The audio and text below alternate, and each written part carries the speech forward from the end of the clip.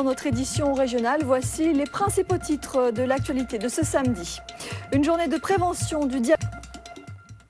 L'Association des maires de Guadeloupe organisait ce matin un séminaire d'information à l'hôtel de ville des Abîmes. Les chefs d'édilité ont pu aborder des sujets divers, parmi lesquels la responsabilité des municipalités en matière de protection de l'environnement et d'économie d'énergie.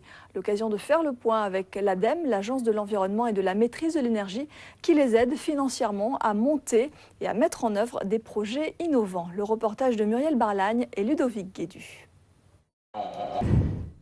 On reste dans le domaine de l'environnement et on parle coopération. L'Office national des forêts de Guadeloupe renforce son partenariat avec le Venezuela. Plusieurs grands projets sont en chantier. Ils s'articulent autour des problématiques du développement durable et de la protection des milieux naturels. Une délégation vénézuélienne participe d'ailleurs actuellement à différents ateliers de travail avec ses homologues guadeloupéens. Le reportage de Jackie Massico et de Thierry Philippe. La dernière sortie sur le terrain a eu lieu aujourd'hui. La délégation vénézuélienne s'est rendue à la Désirade ce matin, puis à la réserve de Petite Terre cet après-midi. On parle également du Venezuela avec le vent de mécontentement dans la région Caraïbes. Les 18 chefs d'État et de gouvernement réunis la semaine dernière à Saint Kitts ont vivement protesté contre la spéculation menée en ce moment par les pays du Nord et de l'OPEP en vue de l'augmentation du prix du pétrole. Une spéculation qui a de graves conséquences sur leurs économies.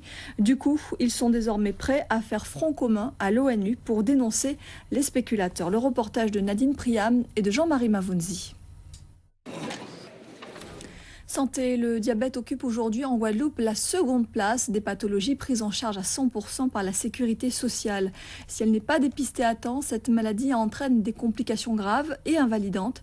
Aussi, pour informer la population, l'association Caruker a organisé ce matin à Sainte-Rose des ateliers de prévention. Sophie Pointer, Daniel Quérin. Coup de projecteur ce soir sur le quartier de Fourachot à Capesterre-Belle-Eau. Secteur défavorisé de 600 âmes, Fourachot est surtout connu pour sa mauvaise réputation et s'inscrit depuis peu dans la résorption de l'habitat insalubre. Du coup, pour une fois dans l'année, l'association de défense des intérêts des habitants du quartier a organisé ce samedi une fête autour de la palourde.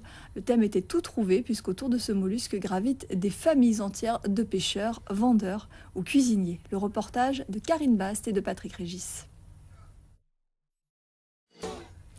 150 000 visiteurs sont attendus ce week-end au salon de l'aéronautique du Bourget. 8 lycéens guadeloupéens ont fait le déplacement. Ce n'est pas un hasard s'ils ont fait le voyage puisqu'ils ont passé leur brevet d'initiation aéronautique, un cadeau de leur centre de formation au sein du lycée de Providence qui intervient pour couronner une année d'efforts. Voyez le reportage au Bourget de Marion Soletti et de Philippe Hernando. On ouvre une page sportive avec la Carujet. Tout d'abord, Davy Vaitilingon signe sa deuxième victoire d'étape cet après-midi entre Saint-François et Petit-Bourg. Depuis hier, le champion du monde 2007 a entrepris une opération remontée au classement général. Et c'est pour l'instant un pari gagnant. Le reportage de Henri Ménel. Et ce matin, la troisième étape se courait entre Petit-Bourg et Saint-François.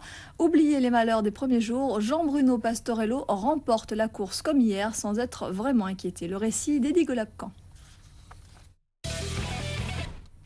Et dans le cadre de cette Carujet se disputaient hier deux autres championnats du monde, le freestyle et la course-poursuite de jet à bras.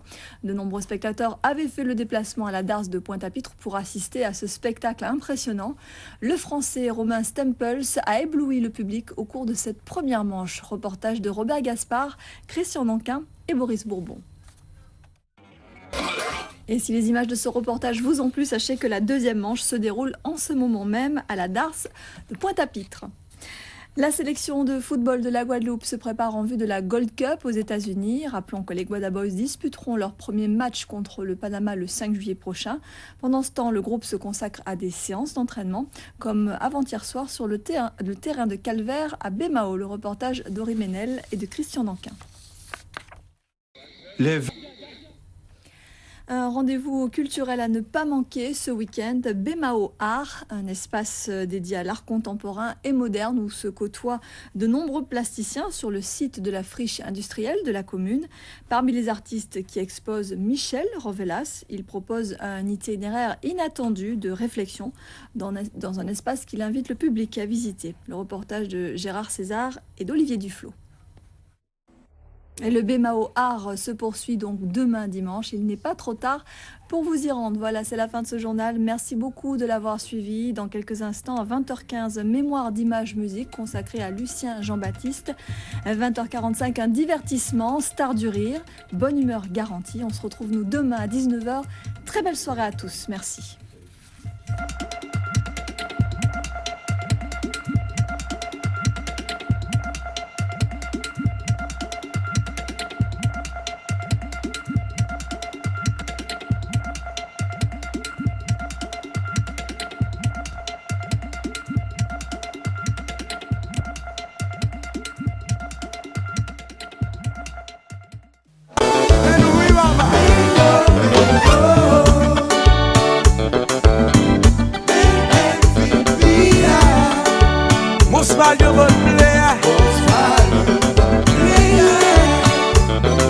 C'est pas parce que